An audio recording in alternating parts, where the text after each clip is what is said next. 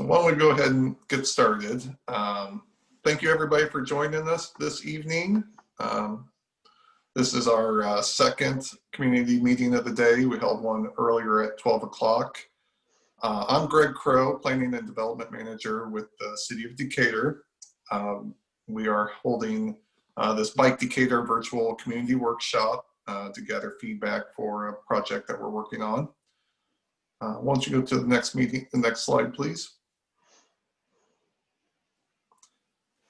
So here's the agenda for what we're going to do tonight. Right now we're doing a welcome and introductions. We're going to give you an overview of the project for Bike Decatur. What we've done so far is existing conditions, and we'll go over a review of what we found with that. Then we're going to talk about assessing community needs and start gathering insight from you. That's probably the biggest key from today and then moving forward. It's going to be continuous through the project. We're going to have opportunities for you to provide feedback today and then over the next couple months through a survey and through an interactive map. You'll see at the bottom of the slides a link to a website, bikedecaturil.com. It's got information on the project, and then it's got that interactive map and survey that you'll be able to go to. So the purpose of this project is to create an area-wide plan to make our region, the Decatur region, a bicycle-friendly city that is usable by all ages and bicycling abilities. We have a core group that is working on this project. It's part of what's called DUATS, Decatur Urbanized Area Transportation Study. That long name and acronym is just a group of governmental agencies that is looking at transportation planning and planning for the future for our groups as a collective whole for the Decatur region. It includes the City of Decatur, Decatur Park District, Village of Mount Zion, County of Macon, and then other governmental bodies in the area. We've also worked on a vision statement for the project, both the core team and then also a steering committee. So we have a larger group that brings in some more interested stakeholders from the region that's interested in this project that we're working with. So we put together this vision statement. I'm not going to read the whole thing, but feel free to read it at your leisure. It's also on that website. Some key points is we're really trying to create connections. We have a very strong existing trail system. Most of it's off-road, kind of on the west side of Decatur, Village of Mount Zion, Village of Forsyth, the Conservation District and Park District have all worked quite a bit on building out their off-road trail systems. The city has done a little bit in the Milliken Heights neighborhood, but we want to connect those trail systems together and then create some connections also with neighborhoods, our nationally recognized park system, and then other outdoor recreation and other amenities throughout our community. And really it's about increasing the quality of life in our community, which ultimately leads to economic development. What gets individuals and businesses interested in staying and coming to our community is a strong quality of life, and this is another key aspect of that. So you're hearing from me now, as I mentioned, Planning and Development Manager for the city, Greg Crow. Now you're going to hear from some more of our project team, some members from Lockmiller Group and Epstein who have been working with DUATS on this project. So I'll turn it over to Cheryl. All right, thank you, Greg. My name is Cheryl Sharp. I'm a professional engineer and a professional traffic operations engineer with Lockmiller Group, and I'm serving as the project manager for this project. Along with me, I have a wonderful team of support. I have kshackelford, who is a planner also with Lockmiller Group. Hi, and thank you all for having me here. I appreciate the opportunity to serve you all, and I'm focused on engagement tonight. I'll primarily be behind the scenes trying to make sure things run smoothly. If you joined us for the lunchtime session, we've made a number of improvements, and I hope that you'll enjoy your experience with us. These will be recorded, and you'll have them available to visit anytime on our website. Thanks, Katie. And we also have Tim Gustafson, who is also a planner with Epstein out of Chicago. Good evening, everybody, and thank you for joining us this evening. I'm a certified planner, and Epstein is based in Chicago. My background is mostly in bike ped, transportation planning, and engineering, and I'm very happy to be joining you in providing deputy project management support to Cheryl and her team. All right, thanks, Tim. And so as we get into the tonight, a little bit of housekeeping. Just letting you know that all attendees are automatically muted with video off. That is on purpose, nothing is wrong.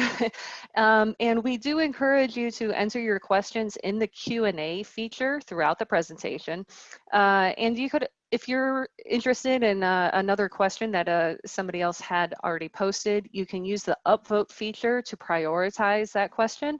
And the questions with the most upvotes will be answered first. You can see more of the screen, just a helpful hint, by viewing in speaker mode and resizing the speaker viewing pane to show only the current speaker. And as Katie mentioned, all sessions will be recorded and posted to bikedecaturil.com. And so with that, I'm actually going to turn it over to Tim. All right, and thank you again, Cheryl. You know, very excited to get started in the planning process. And one of the things that we usually do at the beginning of a process is say, well, why are we doing the plan in the first place? And I have to say the enthusiasm that we've been greeted with kind of makes that a moot point, but I think it's great as an overview. And if any of you are curious, it's a great way to kind of start out by saying, you know, transportation is not just a way of moving from point A to point B. So why do we do a plan? We do it for three reasons. I've got 3 slides I want to talk about. The first is it helps to guide investment. This helps us to identify new opportunities for growth and development of the transportation network. And by overlaying the bike network into that, it allows us to avoid challenges, see some challenges that might be headed our way, and help to plan for that so that we actually have a coordinated understanding of how we want to move forward. This also helps governments better maintain existing infrastructure. There are always more demands on our infrastructure than we have funding to apply to it. So this helps us to maximize the efficiency and cost effectiveness of doing so. The third point, which I think is actually very salient, is a plan does not compel you to spend money, but a plan does position you very well to make sure that you can take advantage of federal funding and grants when you do wish to spend money. And this helps reduce the burden on the local government for paying for everything by themselves. As we know, most transportation funding is assisted by the federal government, and they strongly encourage and in some cases require that you have a plan in order to take advantage of that. Next slide, please. So bicycling and planning for bicycling also acts as a catalyst. This allows us to view our transportation network, roads, trails, and in some cases even our sidewalks as a way to embrace active transportation and make it easier for people to make those decisions and choices. It also sends a very clear message that this encourages and supports economic development and community revitalization. And transportation investments send a very clear message that the city and the region are interested in supporting those efforts. And as I mentioned before, it also affords all of us greater opportunity and choice. So this is really about choice, not about changing anyone's behavior, but giving you more opportunities. Next slide, please. And then lastly, it helps us build healthier communities. We heard some people say that they enjoy that this is a healthy and active community. And active transportation, specifically walking and bicycling, helps to create a more active transportation infrastructure network that can have a direct impact on our societal, social, and physical health. This brings resources, investment to our communities, and also helps to advance our equity principles. And it helps to reduce the negative impacts of the environment in which we choose to live, because more active transportation means less reliance on inactive transportation and really gives that rounded, comprehensive approach. So those are the general principles, and I'm going to hand it back over to Cheryl. Thanks, Tim. And so what is the purpose of tonight's community meeting? We're going to review the existing condition and assess the community needs, but really is to gather new information. You know, we may have our past projects and experience in creating bike plans, but you all are the experts in Decatur. And so that's what we're here to find out about, is what is most important to you? What should we know about your community to make sure that that gets reflected in the plan as we move forward? Next slide, please. So why does engagement matter? Tim hit a couple of the points already, but it really increases the likelihood of success. We really look for implementable plans. You know, a plan isn't any good if it just sits on your shelf. So we really look to make sure that we give you solutions that can be implemented to help that quality of life that was mentioned in your vision statement. It creates more effective solutions, improves citizens' knowledge and skills in problem solving, and really empowers the community and integrates people from different backgrounds, creates local networks of community members, and creates opportunities for discussing concerns. And also it increases trust in the community organizations and governance. You know, you really find out, you know, where that funding is going. You know, it really helps the transparency between the community and the government. So specifically about Bike Decatur here. So let's get into some of the existing conditions that we have. So what are the elements of a bike plan? Bike plans tend to follow the 5 E's. Equity, diversity, and inclusion. We want to make sure that it's a bike network that is bicycle friendly for everyone. That means all ages and abilities. There's the engineering side, which is the physical infrastructure, you know, bicycle lanes, side paths, trails. But then there's the softer side, the more programmatic side of the bike plan, which is education and encouragement. The education really helps, you know, give people of all abilities or ages skills and the confidence to ride. And encouragement, we really want to create bike culture that is welcoming and celebrates bicycling within your community. And finally, the last one, evaluation and planning. We really, you know, we want to make sure that it's a plan that has measurable performance measures and metrics. And so you can go back a couple years from now, see what works for your community, make tweaks, you know, to make sure that it is a plan that works for you and helps the success of the plan. So our existing conditions assessment, we first looked at the consistency with other plans that are in the region. We looked at your current network of bicycle facilities. Tim will get into a level of stress analysis and what exactly that means. And we'll talk about the crash analysis as well as some major trip generators. So your existing and planned bike network. Right now, you do have a robust trail network extending mostly on the west side of the city. So one thing that we'll probably take, that we'll want to do with this plan is look at serving more of the downtown area, making sure that the on-road bike network is as robust as your trail network. So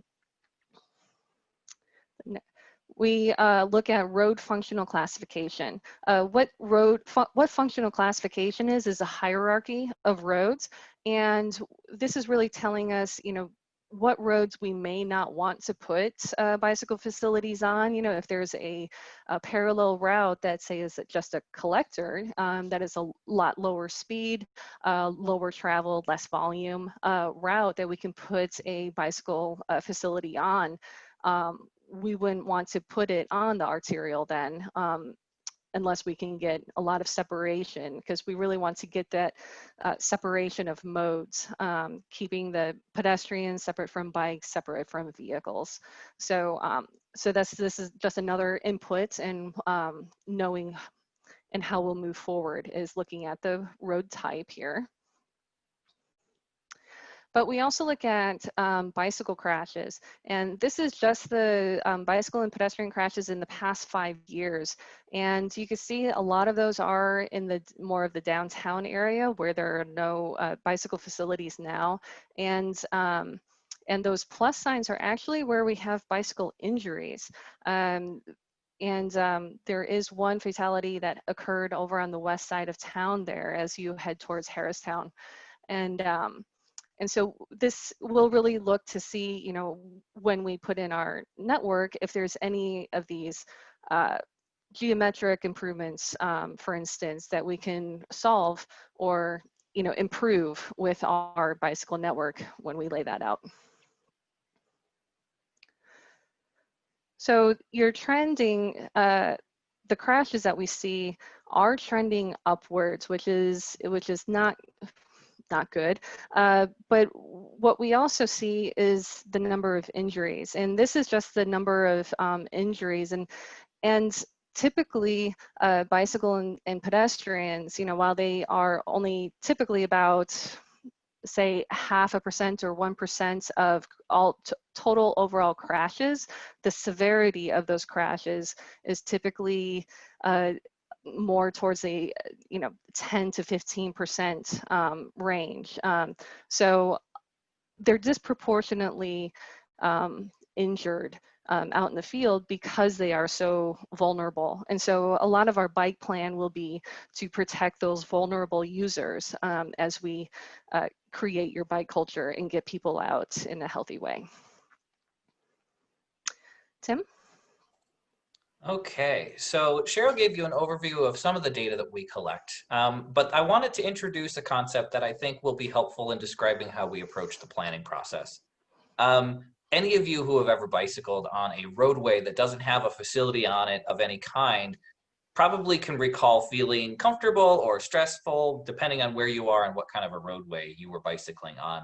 And it turns out that that's actually a really good way to come up with a method of measuring. And that concept is called level of traffic stress, which is how stressful a roadway may be perceived by a bicyclist who is traveling on it. And it's a factor of a few things that we have the ability to collect data on, and it gives us a pretty good way of painting a picture of what's going on. So level of traffic stress is defined by how wide a roadway is, how many lanes of travel it has available, what its posted speed happens to be, whether or not that's actually being followed, and then generally how much space is being given to the bicyclist that's not occupied by a travel lane or other things or a parking lane, or that it's not affected. And so those four factors actually give us a score from 1 to 4 of identifying low stress, which would be identified as being the green, and high stress roadways, which are the busier, wider, faster roads, and those are shown in red. And one of the things that you'll notice when you look at this map is near the downtown, on college campuses where speeds and volumes are low and there's not a lot of cars, that level of traffic stress is pretty low, and it represents about 10% of the network as we see it today. Moving up the stress level, the yellow roads, which are level of traffic stress 2, are about 20% or 1/5 of the road network.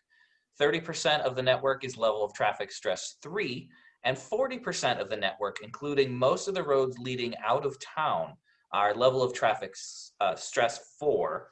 And what you won't see on here, because we don't put bike facilities on it whatsoever, are obviously our interstates. And then trails don't get a rating because they're completely separate from roadways. But I want you to keep in mind these 4 different colors as we move on to the next slide. So as I mentioned, level of traffic stress also corresponds with the likelihood that someone would feel comfortable on a street. So on the left side of the image, you see level of traffic stress 4. There's no bike facility whatsoever. The bicyclist has to share with other traffic. And it's pretty stressful because there's no separation. Only about 70% or 7% of the population would even consider entertaining the idea of putting themselves in that situation. Moving towards level of traffic stress 3, now let's say you actually have a bike lane on the street. You get a little bit of exclusive space for bicycling, but it's not a lot of separation, but things are a little bit calmer. You get a little bit more space. And that's level of traffic stress 3, which is a little bit more accommodating, but you still need to be a pretty confident adult to navigate a space like that. Level of traffic stress 2 is the next best thing, where you are now afforded your own space and you get a little bit more separation. Usually you see this in the form of a buffered bike lane. And you would find more adults feeling confident and comfortable in this situation, as well as even some teenagers. And then level of traffic stress 1, these are the most comfortable, they're the most separated. These are the kinds of facilities where I would feel comfortable taking my family on a bike ride. You would see children using it. These are really your low speed, low volume streets, your separated bike facilities. And even though trails don't get a rating, they would fall into this category. And about 1/3 of the population says, yes, this is what I'm looking to see. This is what I would feel comfortable bicycling on. So let's move on to the next slide. Now, what we do see is what we want to have versus what we currently have don't exactly line up. So about a third of people say, I would feel comfortable on an LTS1 network, but only 10% of our network actually meets that standard right now. So the interest that we have in the planning process is looking at the network saying, well, what can we do to reduce those stress levels? How can we calm things down or find additional space in our roadway network to make these facilities where people truly feel welcome and comfortable and bring those stress levels down and more in line with the typical user population, as well as our interests and desires. So that's a general overview of kind of how we approach planning. And I hope that you learned a little bit about level of traffic stress and what it means for bicycling. Thanks, Tim. So a few more of the vehicle metrics that we look at when we're looking at creating a bike plan here is roadway volume to capacity ratio. And really what that is, you know, looking at the daily volume on a road and comparing it to a theoretical capacity that that road can handle. So basically the lower that the volume, the lower the, basically, if you have a volume to capacity ratio of 1, that means that your volume equals capacity, and it would be pretty hard to travel along that road. And so the lower the ratio that this is, the more freely that you can move around on that road. So what this graphic is telling us is it gives us a little bit of hope here that, you know, a lot of your roads are serving a lot less traffic than they're designed to build or than they're designed for. And so we should, in case if we happen to need or recommend a road diet somewhere, most likely we will be able to do that because you don't have a lot of places that are very highly used or, you know, not a lot of delay, not a lot of queuing. And so this kind of, you know, gives us hope that, you know, we have a lot of flexibility in where we can put our bike facilities.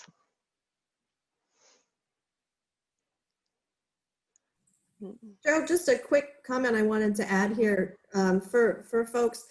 You'll probably recognize a lot of the streets that are red, orange, and yellow. That's where you feel the most frustration. That's where you've got traffic backing up. And what that means is you've got lots of cars on the street, and they're all trying to get similar locations. So in Forsyth, there's a lot of congestion, and that's where you see those red, yellows, and greens. But throughout most of the community of Decatur and throughout Mount Zion and Harristown, what you see are a lot of white, and white is really good for a bike plan like this one. So just wanted to add my 2 cents there as we move into the next slide. Thanks, Katie.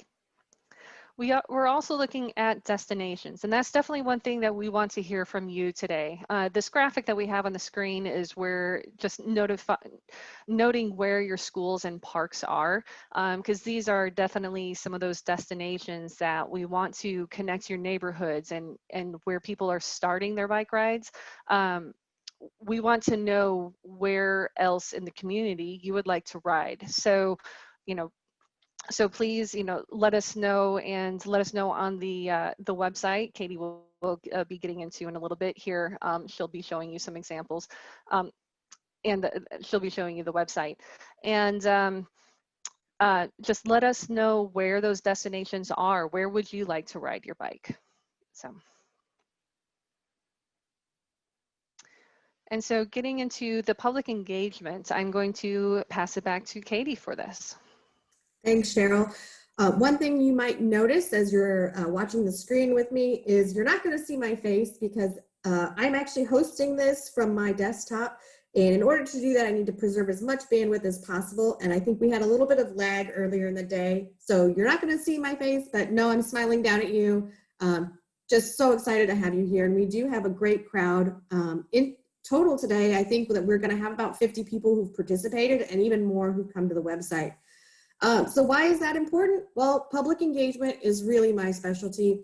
And I truly believe that to make a plan that reflects your needs and your values, We need to engage as many ways, as many people as possible. And so our effort to do that for this Bike Decatur plan has involved so far 4 main steps. One of those being the core team, the second being the steering committee. We're in the process of stakeholder interviews, and then today we're doing the community meeting. I'm going to tell you a little bit about the core team and the steering committee. Those are kind of our more technical groups. So the core team really is the folks that are funding this process and coordinating with one another. So we've got a number of those on the panelist side today. So if you have questions for any of our core team members, those include Macon County, the City of Decatur, Decatur Park District, and the City of Mount Zion.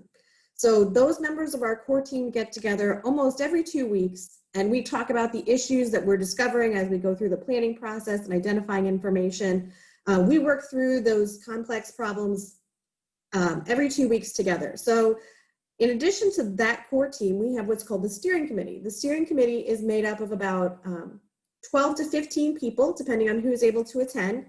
And they're going to meet 3 times throughout this process. They're kind of more expanded than the core team. They engage more people who are less directly involved in the planning process. So you're looking at interested parties, people who are affected by biking, people who are actively pursuing biking, other school elements like the school district or the park district and the conservation district.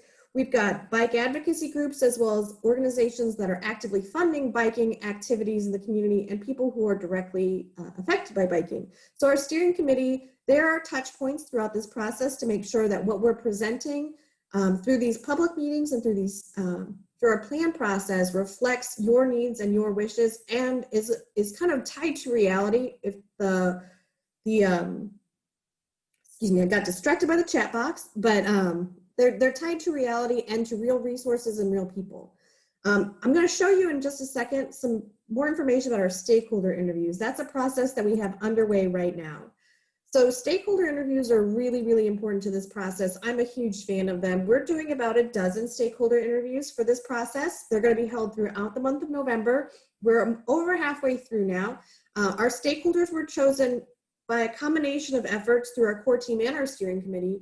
And they represent a number of different agencies, but they include elected officials, bike users, schools, public agencies that also have funding that are not related to the City of Decatur, some of those being IDOT, and then community leaders and influential people throughout the town. So through those interviews, what we're doing is asking a number of questions. One, about what these different agencies and officials are hoping to get out of the plan, and also where their resources are coming from, how they can partner better together, where we can leverage the assets of Decatur, and then where we can identify some shortfalls throughout this process and really improve the way things function in Decatur. We want to work with the tools that you have in your toolbox, and if we can bring new tools into that, that's wonderful. But if not, we know that what we're giving you in this plan is something that's going to effectively work with the resources that you have and the funding that you have available.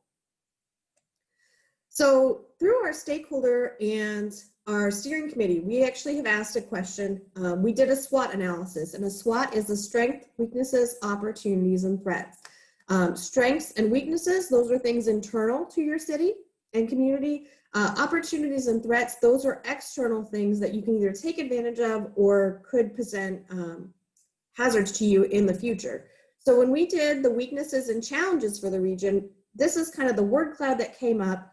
And those kind of 4 main topics that we identified were population decline, funding cuts, COVID, access to amenities, and poor health and obesity. We want to present you as members of the public with the same opportunity to share your thoughts and ideas. So we're going to jump back over now to our polling tool.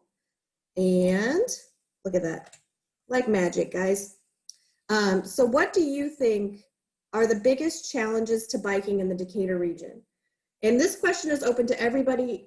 If we could drop that link back in to the chat box so people can select, your responses are going to show up live on the screen.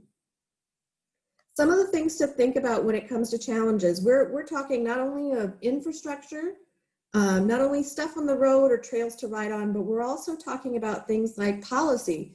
and programs. So, you know, are there rules out there that make it harder for you to bike?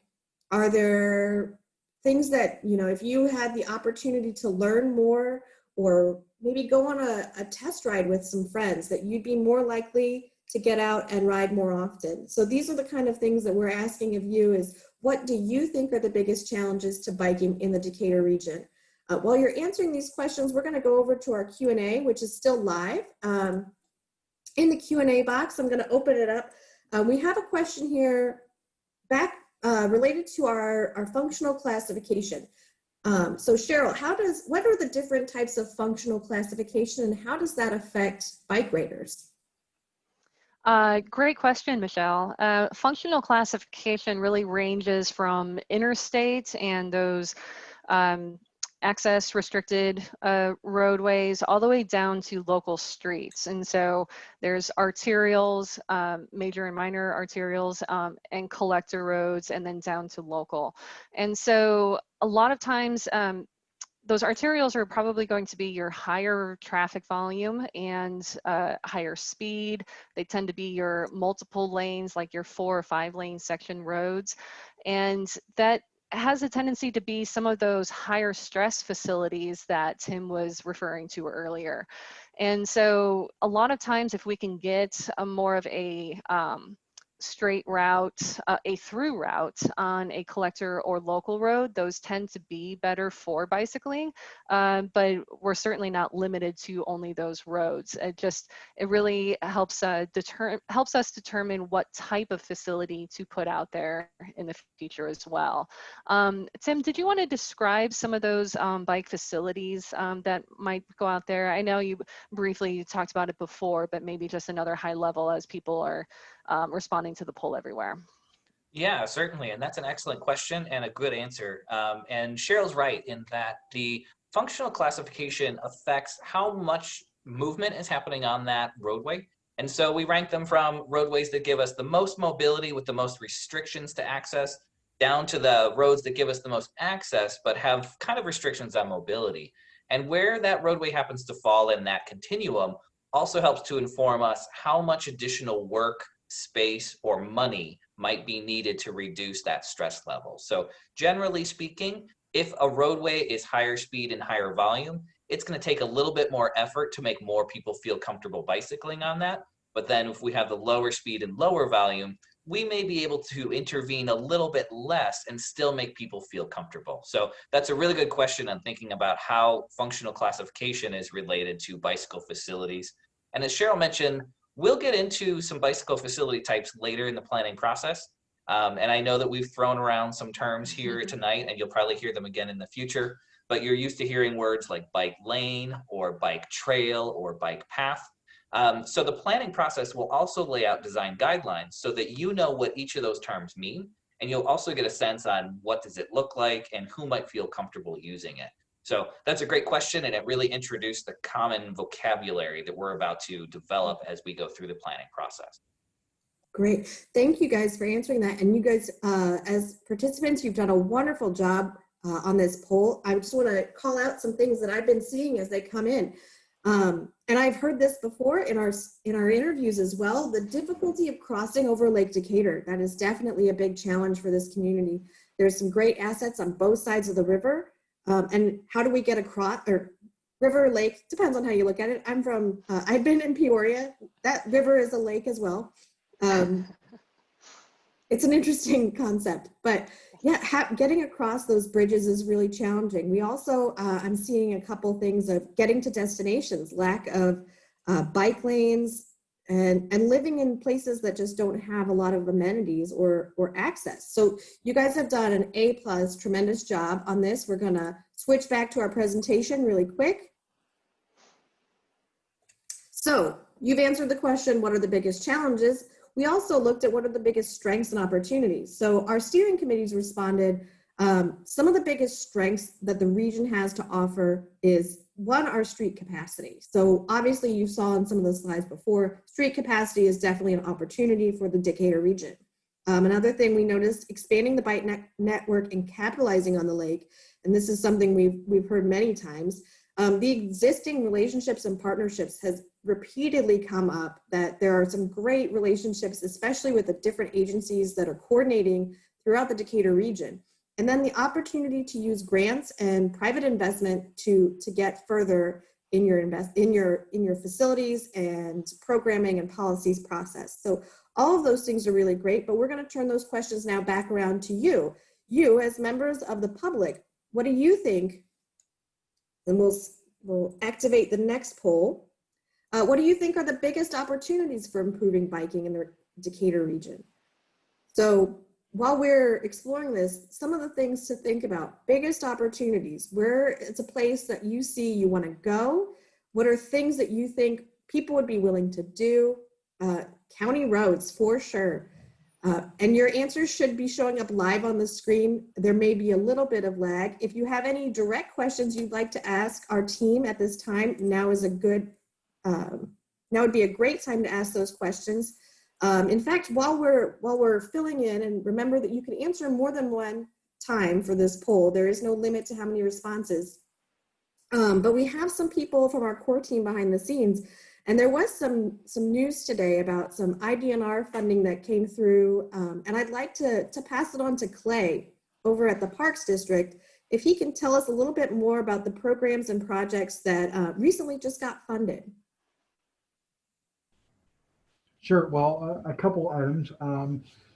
What's been funded for a long time is the bike trail extension from Cresthaven Park all the way to Forsyth. And we have started just today doing the initial layout and some of the tree identification that we need to do in that area. We anticipate that the project will bid in January, with construction starting in early to mid-summer. And it'll take about a year to get that trail done once we do start construction. So that is what's going on right now, bike trail wise. And then we recently also submitted an ITEP grant to finally, that's the one missing link, the connection between Greendale Park and Cresthaven Park, about a mile and a quarter there. We submitted an ITEP grant for that. So we're hopeful that that will pass through, and we will finally have a complete link from Fairview Park out to Forsyth. So.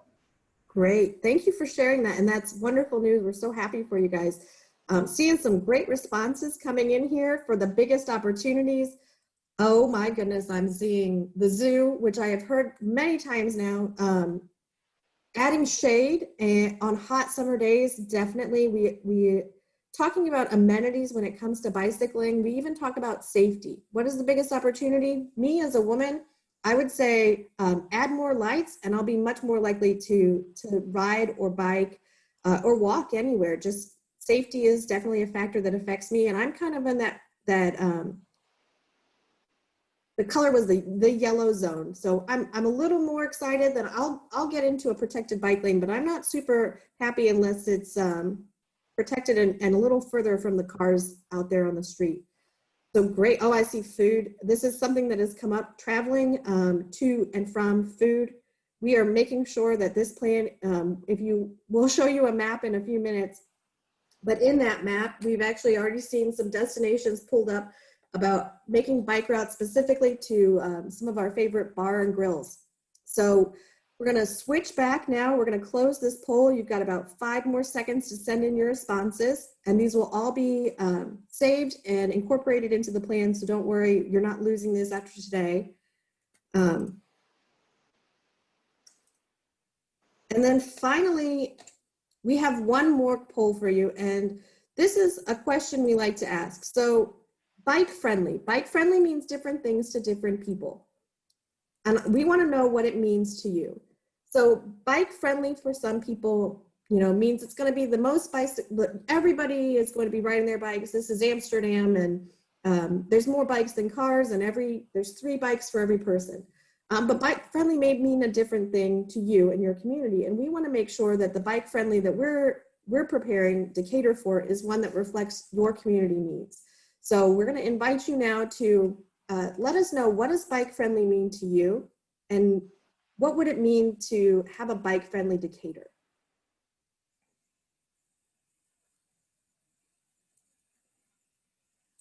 Again, I'll invite you to drop any of your questions into the Q&A, where we've got our team of experts happy to answer those questions for you. Even if it's a curiosity, we're happy to tell you some of the things we've learned so far in this process.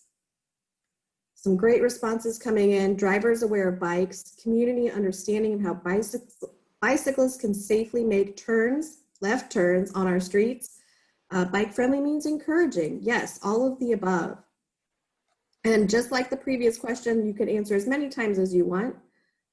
Cycling education, bike parking, those definitely indicate a bike friendly community. Tim, I'm gonna throw it over to you. What does bike friendly mean to you? That's a great question. And I like what I'm already seeing, because for me, even though we do a lot of bike planning and I do bike design, I also fall in that category where I'm okay in a bike lane, but I would really prefer that I get that much more separation. And then also on the cultural side, I agree that if drivers are able to see me and are aware of where I'm supposed to be and what space has been given to me, then there's that added comfort and safety that comes along with everyone has a little bit of space dedicated to them.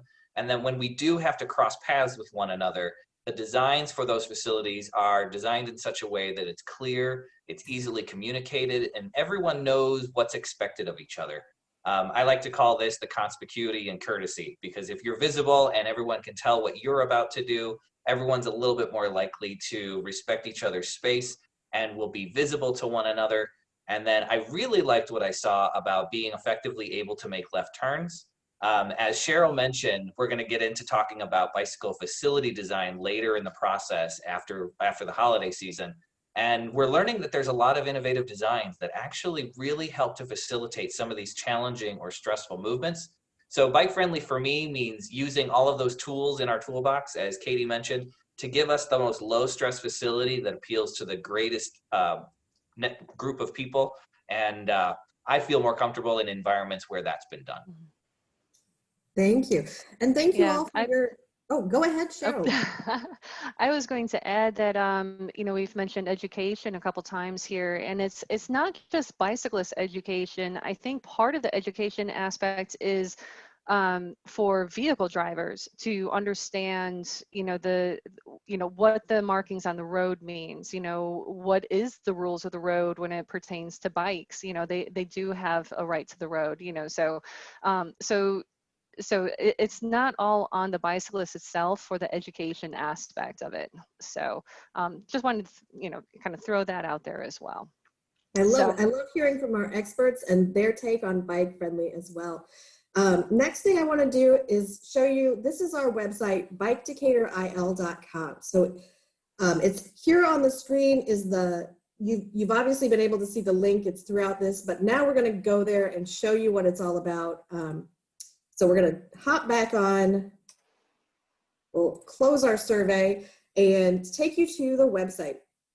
So when you open Bike Decatur IL, this is your landing page. The things that you will see are in front of you. So you'll open up, and what this is a story map, and I hope you all appreciate all the tabs that I have on my toolbar. Couldn't get rid of those before I got here. But on the website, this story map is essentially one long scrolling screen. And so you'll scroll down and you'll see all the different elements of the plan that we are talking about today. You'll come into a welcome screen and we'll do a project overview. You can also skip ahead if you want. So as you scroll down, or you can use this toolbar and it'll jump forward.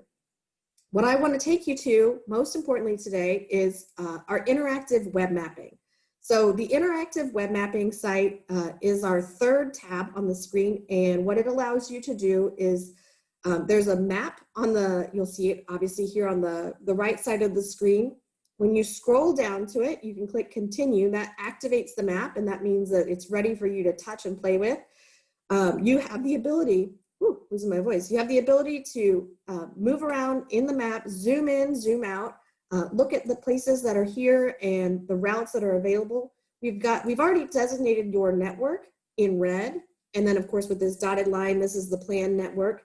But what we're asking of you is for you to contribute your thoughts and ideas as to where you'd like to see bike routes and bike networks in the community, and also where you can identify locations or opportunities and challenges that you want to have addressed in this plan. So one of the things we've heard about repeatedly is what I like to call the loop around the lake.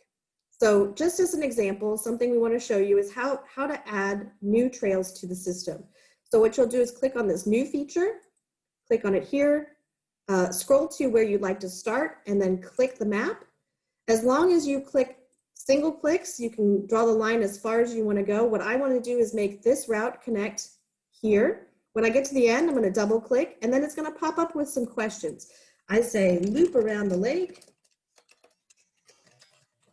And then I can tell you, I want this to be a new off-street route. So we have on-street and off-street, and then I want it to be new. And then I'm going to hit save and close. I'm not going to put my name today, but you're welcome to put your name if you'd like us to ask questions about your features. So there we go. I added a new line. Say I want to improve a route that already exists. I'll come down here. I'm going to add another line. And I'm going to go double click. My line has appeared. Improve this route. So what type of facility is this? This is off-street, but this is something that, you know, I think that we can expand it, make it a little wider. So I'm going to save and close. So you can do that to both existing and new routes. And you can also use we have this comment point. And with the comment point, you can add opportunities and challenges and really anything you want us to draw our attention to. So here's something that I see as an opportunity. I'm going to drop a point here on the map, and I want to put a bike rack at this location. So you'll get, this is an opportunity, and then you can choose, for me, it's a safety issue. I think that if I want to get off and walk around, I don't want my bike stolen. So this is a safety issue, and I'm going to add it, save and close. And anybody that comes on to look at this map after you visit is going to be able to see the ideas that you presented. So this is a really wonderful opportunity for you to crowdsource with your neighbors and share new ideas and see what your neighbors have come up with as well. So here's what I wanted to show you. You can also visit things that other people have added. This one was a really great opportunity we found after lunch today. This is a new route to Door 4 Brewing. The recommendation is an off-street route. And then, of course, adding a bike rack over here, bike parking over at Door 4. Whoever added that, you're a smart and clever person, and I want to use that route now. Other things you'll notice here on the map as we get closing in on the kind of final minutes of our presentation, we've got a community survey. So in addition to this live map on the screen, what you'll be able to see is this community survey. If you click this link, it'll take you to a Survey Monkey. You do not need to be an active rider. In fact, you could be very anti-bike riding and still take the survey. It will apply to you. So we want to know why you're riding, why you're not riding, and then where you're riding, and the other factors that are affecting how you move about Decatur. So you can click this link, share it with your friends. We would encourage as many of you to take it as possible. And we ask that you all who are attending today, help us spread the word. The more people who participate, the more likely this plan is going to reflect the real and true needs of the community. And that is our aim, is to build a plan that reflects the community and what they want. So you are now on our team here, helping spread the word. A couple other things you'll notice. As you scroll down through the screen, you'll get some information about the region. And this is actually really fun. Just as a person who lives and works in the area, you can explore some of the data we've already collected about your town and your community. So on the screen, you'll see we've got some analysis on the levels of poverty. We've got access to vehicles. These are all elements that we believe are very important to helping plan a bicycle network. And that's because these factors influence how people can move around. We've also got school-age children and then people under 18. These are really important for helping determine what kind of facilities best serve those living in that area of town. And then finally, we have older adults. And so these are people over the age of 65. And we like to make sure that our residents are able to live and age in place. So everybody from 8 to 80 should be able to get around their community happy and healthy. And so we want to make sure if you've got a community with a concentration of people over 65 that we're providing them the amenities they need. And maybe they need more benches and more places to sit down and rest in the shade, but they still need to have the opportunity to bike and walk where they want to go. At the bottom of the page, what you'll find is some information about the project team. And so if you want to ask us some questions or get to know our firms a little more, we've got a little bit of information here about Lockmuir, Epstein, and Hoyle, who will be joining us for the Safe Routes to School. If you have any questions and we're not able to answer them today, feel free to email decatorbikeplan@gmail.com. We will be there to answer your questions and respond as best we can. You can also join our contact list, and we will be making updates and adding new information to this website throughout this process. If you join our contact list, as soon as we make we add new information, you'll be the first to know, and you'll see how the project is progressing, and you'll learn first. And we always share with you the best information. So with that, I'm gonna send it back to Cheryl to go over a little bit of closing remarks. Thanks, Katie. And I do see that we have another question in the Q&A. And bicycle apps like Strava provide a heat map of where people ride. Have you used this in your analysis? And the quick answer is yes, we will be using this in our analysis. They've actually come out with even more robust information. And the city of Decatur has applied to get more of those behind the scenes data. And I am currently in process of applying for and getting access to that more higher level data as well. So the heat maps and everything are very good, but I also do tend to take them with a grain of salt because you don't know if it's one person riding a route, say 100 times, or 100 people riding at once. And so it is a very good guide, but we do rely on other things in addition to just the Strava map. So Tim, I don't know if you have anything else to add with that. No, I think that's a great overview, and I'm glad for the question. It's one of the many tools that we use. It's also a really cool way. And I have a bit of a funny story if we have a minute. I'm a leisurely bicyclist, and when I opened the app one time and finished my ride, I was going at such a leisurely pace that Strava congratulated me on a brisk jog. That's wonderful. I will add, Strava is showing where people are currently riding, and that is usually a reflection of the existing network. So one of the things we do keep in mind with the Strava data is it may not be showing you exactly where the most ideal way or the destinations that people want to get to. It's usually the places that people feel comfortable in that moment. So we want to always make sure we're looking to the future and accommodating future needs and opportunities as well. So not limiting Strava. Strava is a great tool, but it also is important to know that it's typically reflecting where people are already comfortable, and we want to make sure more people are comfortable in more places. That's all the questions that I see in the chat box so far. So if you do have any others, we're happy to answer any more in the last few minutes here. If you do have questions after this presentation, you can certainly direct those to either Greg Crow or myself, or as Katie mentioned, you can email decatorbikeplan@gmail.com. And Greg, and my information is on the screen right now. Greg's is CROWE@decaturil.gov, and I am CSharp at lockgroup.com. That's LOCHGROUP.com.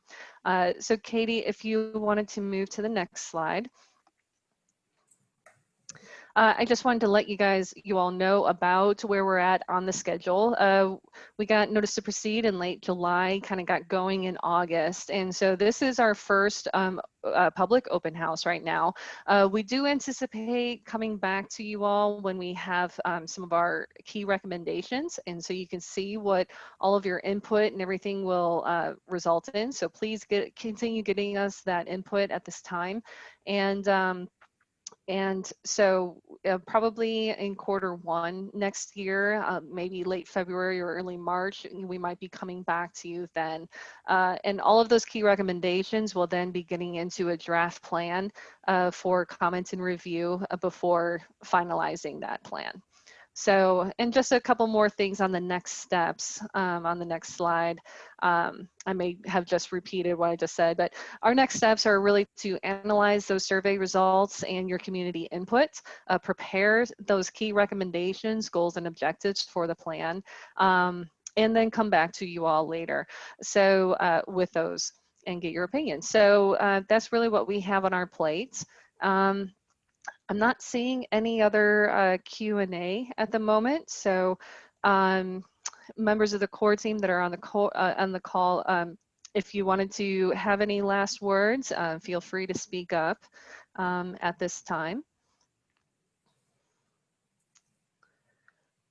If not, go ahead, I Katie. just wanted to add very quickly, thank you all for being here. We know it's been an interesting year, and COVID Yes. has always has thrown us some interesting curveballs throughout this process, but we really appreciate you taking the time to join us for this virtual session. We also know not everybody has access to the internet and to these services, so we want to make sure we're being as equitable and inclusive as possible.